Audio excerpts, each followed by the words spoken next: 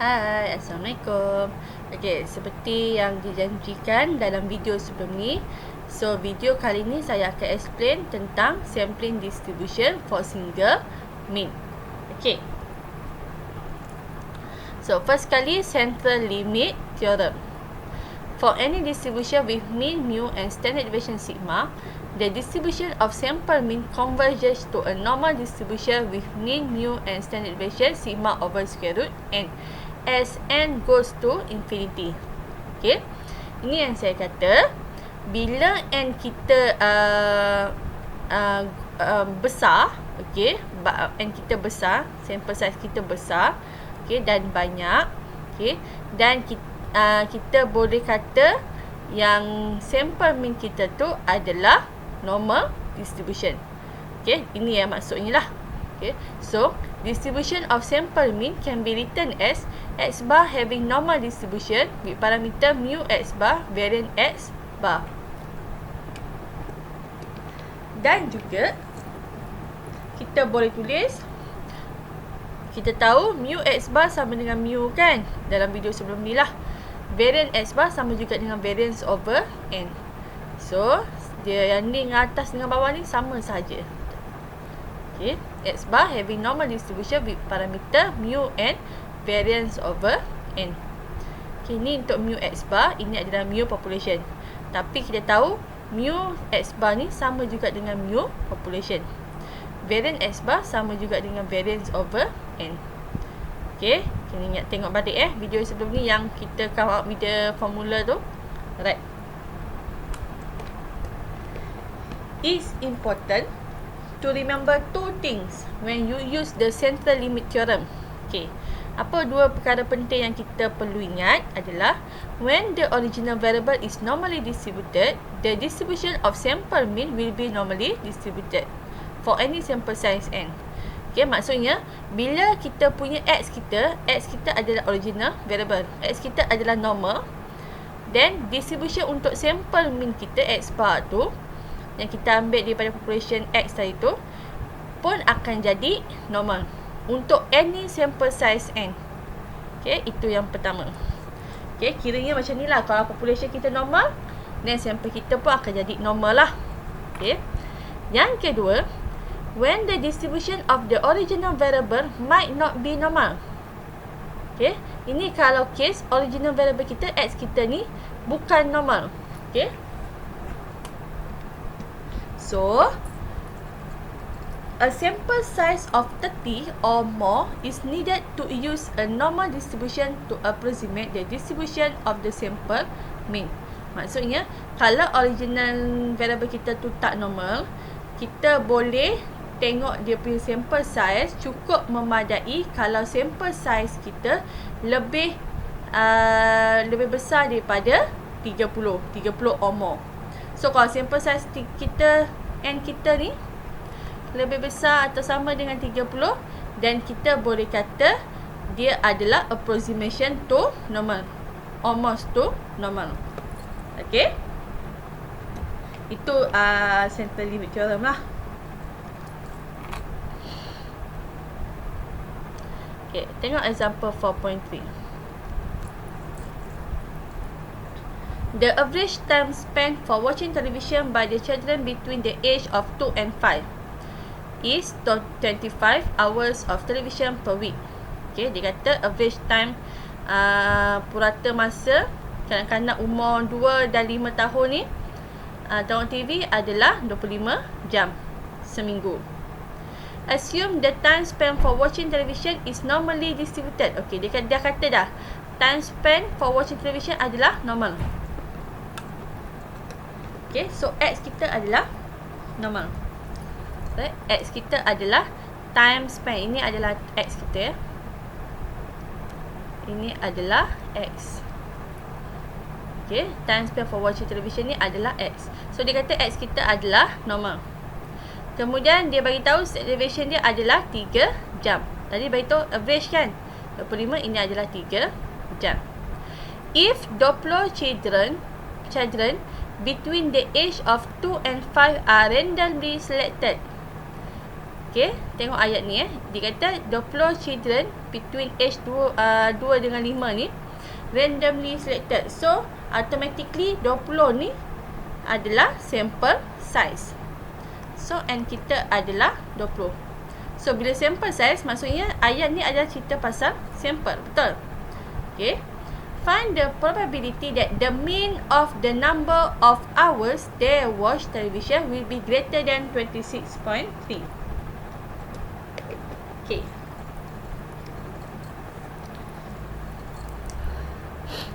Alright. So, dia bagi maklumat pertama adalah average 25 jam. Standard deviation dia adalah 3 hours. Ini adalah pasal population ataupun sample. Okay, tengok Dia kata average time untuk kanak-kanak antara umur 2 dan 5. Okay, untuk kanak-kanak antara 2 untuk umur 2 dan 5 tahun. Dia tak beritahu pun berapa orang ke apa benda ke kan. So maksudnya dia cerita pasal population. Okay. Jadi ini maksudnya dia cerita pasal population. So bila ayat ni adalah pasal population, sampailah full stop ni, itu semua cerita pasal population. So 25 jam ni adalah mean untuk population. Okay. Mean untuk population, mean sajalah 25. Assume the time spent for watching television is normally distributed. Okay. Time spent for watching television, yang ni tadi ni kan. Okay. Mean untuk time spent ni tadi. Kita tahu ini ada pasal population kan. So, time spent kita ni adalah X. Population jugalah. Dia punya standard deviation dia adalah 3 jam. So, ini adalah 3 jam. Standard deviation untuk population. Okay.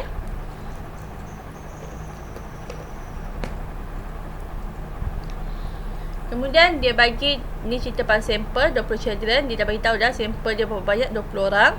Okey, dia suruh cari probability that. Okey, tengok ayat ni. Probability dia nak cari apa Probability that the mean of the number of hours they watch television. Okey? Mean number of hours they watch television. Mean kepada number of hours they watch television ni adalah X, betul? Okay. Mean untuk X ni tadi, maksudnya X bar lah. X bar kita adalah greater than 26.3.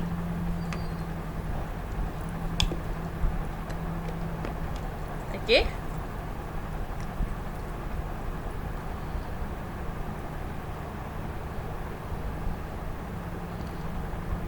Ini yang dia nak cari berapa. Right. So, since dia dah kata ini adalah normally distributed, population dia adalah normally distributed, then kita boleh kata sample dia pun adalah normal juga. Right. Okay.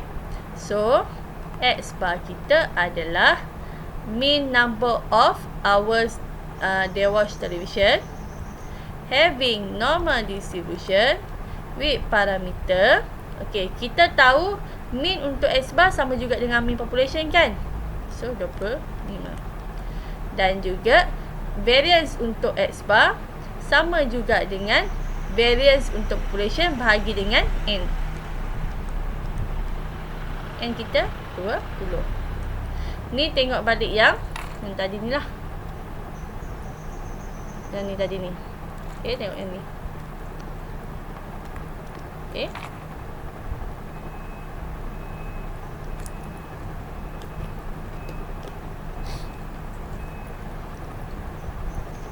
Jadi bila dah ada macam ni, barulah kita boleh cari dia punya probability.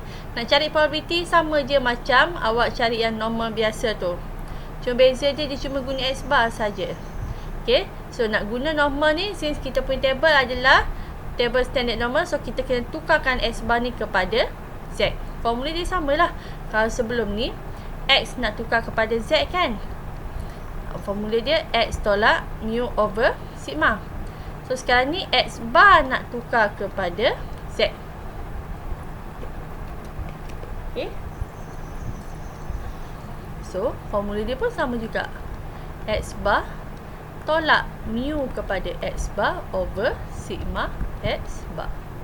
Sama je. Okay. Okay. Then Nak cari probability of S bar lebih besar pada 26.3, sama juga probability of Z lebih besar daripada 26.3.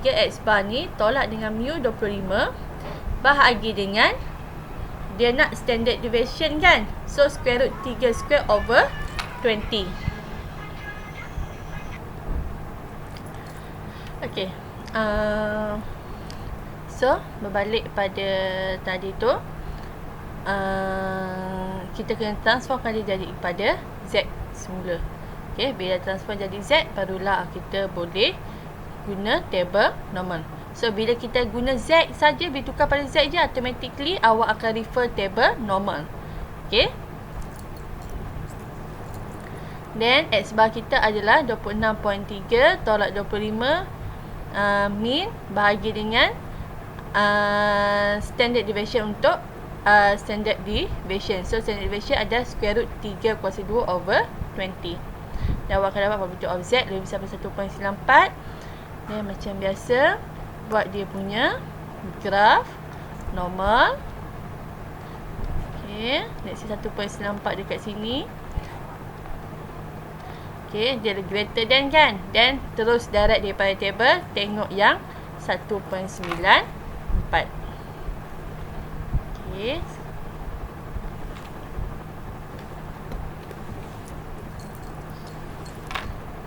Table normal adalah table nombor 3.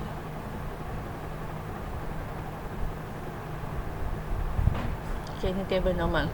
So 1.94 kita dekat sini. 1.9 kita dekat sini So 1.9 dekat sini. 4 kita dekat sini. So betul tak?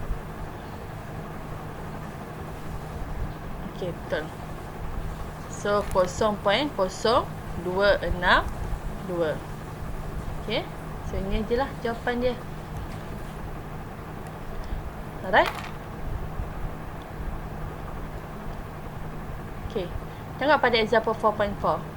Okay, dia kata average age of a vehicle registered in the US is 8 years. Okay, dia punya average dia adalah 8 tahun ataupun 96 bulan.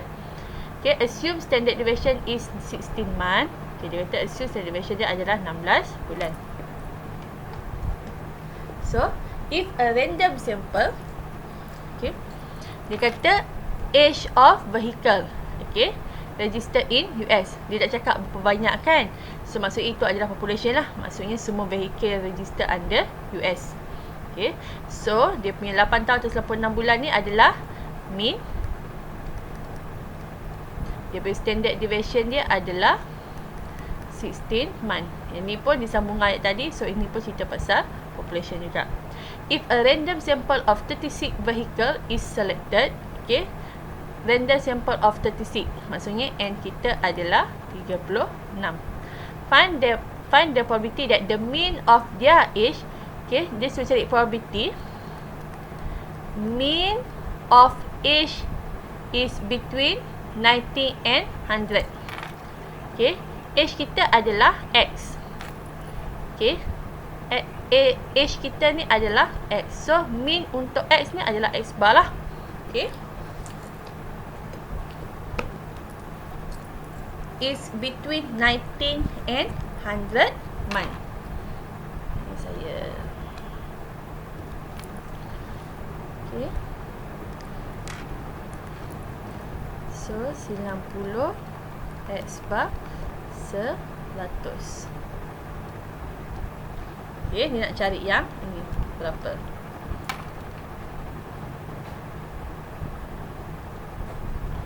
Okay. So, untuk kita nak cari untuk X bar kan. So, kita kenalah ada dia punya X bar dia yang tulisan macam ni. Okay, cara tulis ni.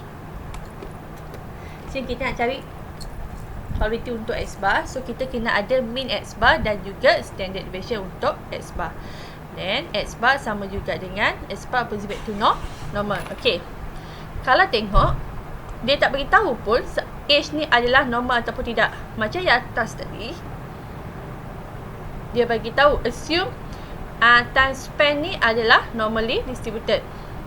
Okay, tapi yang contoh yang kedua ni dia tak bagi tahu pun age vehicle registered ni adalah normal. So, tengok pada yang tadi ni. Okay, yang benda alam ni. Okay, dia kata, kalau original variable tu might not be a normal. Okay, dia kata, mungkin tak normal, kita ataupun tak tahu dia normal ke tidak. Cukup memadai kalau sampel size kita lebih besar daripada 30. So, sampel size kita 36 lebih besar daripada 30 kan? Dan kita boleh kata dia adalah normal. Okay?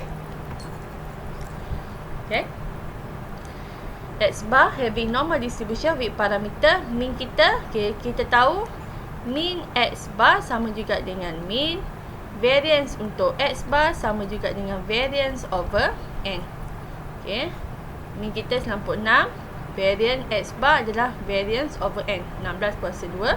Sebab apa 16 kuasa 2? Sebab ini 16 ni adalah standard deviation. Okay, dia bagi standard deviation tadi.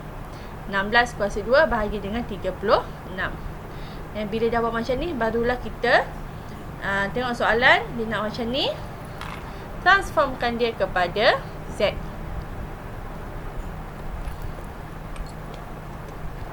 Okay. Transformkan dia kepada Z ni tadi 90 tolak 96. Kita tahu formula Z adalah X bar minus mu X bar over sigma X bar. Okay, ini adalah mu X bar, ini adalah variant untuk X bar. Okay, 90 tolak 96 bagi square root 16 kuasa 2 bagi 36. Yang ini 100 tolak 96 bahagi square root 16 kuasa 2 bahagi 36. Dan kita akan dapat macam ni, negatif 2.25 dengan 1.5. Dan macam biasa, lukis graf normal dahulu untuk senang awak nampak apa nak tolak dengan apa, macam mana. Okay, so let's say ni negatif 2.25, sini 1.5. So dia nak in between kan, so dia nak sini. So macam mana nak dapatkan kuasa blur ini? Kita tahu semua sekali ni adalah 1. So 1 tolak dengan yang sini. Okay, yang sini tolak dengan yang sini. Okay, yang ini sama juga dengan probability of Z greater than 1.5. Betul? Yang ini sebelah sini ni adalah probability of Z less than negative 2.25. Okay. So, probability of Z lebih besar 1.5 ni ambil direct daripada table tadi. 1.5 0.0668 0.0668 tolak dengan yang sini. Probability of Z less than 2.25 dia sama juga dengan probability of Z greater than 2.25. So dia simetrik ingat So 2.25 tengok 2.2 tengok bagi 5 adalah sini 0.01222. So 0.01222.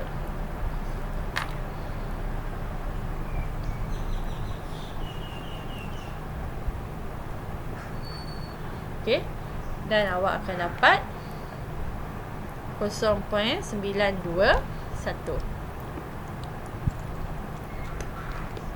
Okay, so ini untuk sampling distribution for single mean. Okay, apa maksudkan dengan single mean? Maksudnya dia population dia satu saja, satu X saja. Okay, dia cuma melibatkan satu population sahaja. Okay, macam ni population dia average time spent for watching television. Okay, dia cuma satu population sahaja. Alright, so untuk next adalah sampling distribution for different of two means. Okay, di mana kita ada dua population. Itu saya akan explain untuk next video. Okay, thank you.